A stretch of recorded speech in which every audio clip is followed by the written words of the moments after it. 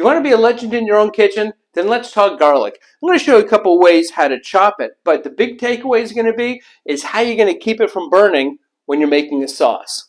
Let me show you. Got a few bulbs of garlic here. Now, you can just start trying to hack away to take the skin off, but you know something? That's going to take you a little while. First thing you want to do is smash it. Just flatten it out a little bit just to break the skins, because these things can be like Teflon. So you can either just push down with your knife, or how about with the heel of your hand? Because you're going to hear it break. That's the skin separating, because otherwise it's impossible to break it away.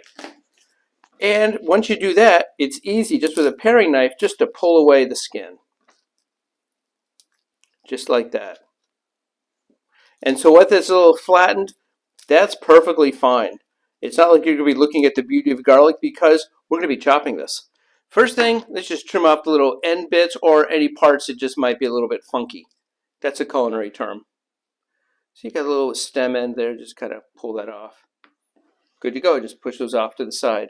Now, I can just start with my chef's knife, just start slicing away. That's fine. Or make it easy on yourself. Flatten it down, because it's all going to be chopped up.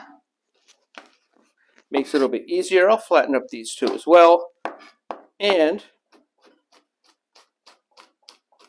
remember, keep your fingers like this, because as you're mincing up the garlic, you don't want to mince up your fingertips. That's going to ruin the sauce. Now, you can make this as big and as small as you want. I can keep it like that. I'm just going to chop it up a little bit more. Now it's time to hop into the pan.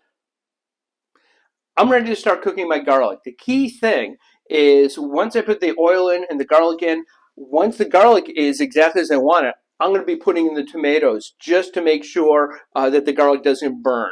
The juice from the tomatoes is going to stop the cooking. It's going to cool the pan down so I don't risk the garlic burning. If I wait a little too long, I'd end up with Cajun garlic. So, pan is empty. I like to take a little bit of water, spritz it in, see how the pan is doing. That's how I can tell if it's hot enough to add the oil and then immediately the garlic. Look at it. That's a little bit on the hot side, but I like it. In goes the oil. Just a little olive oil. In is going to go the garlic. And I'm going to keep a close eye on it. I'm not going to wait 30 seconds. Some recipes say give it a minute. I'm going to use my nose and I'm going to use my eyes to see how it's going. First thing is, that smells like garlic. That's smelling really good. It sounds good. It smells good.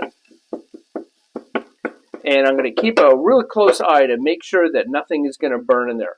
I'm going to waiting for it to start to turn a little bit golden. I see it's golden just a little bit starting down there. Let's give it a stir around.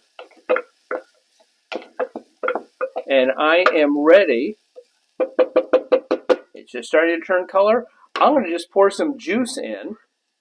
And I'm going to cool this pan down, and I'm going to keep the garlic from burning.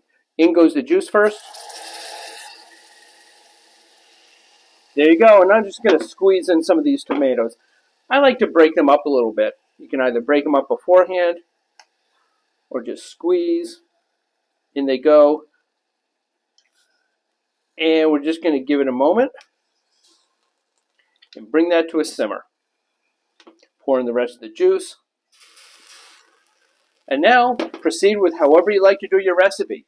Me, I like to put a little white wine, then I'll put a little fresh basil, and we'll have a nice tomato sauce when that's done. But that's the key thing. You want to have your ingredients ready. You don't want to wait, open up the can, or maybe get a couple of ingredients, have them right by the pan so your garlic will be exactly as you want it to be. And that's how you become a legend in your own kitchen. And if you like this video, please hit subscribe, and we'll see you next time.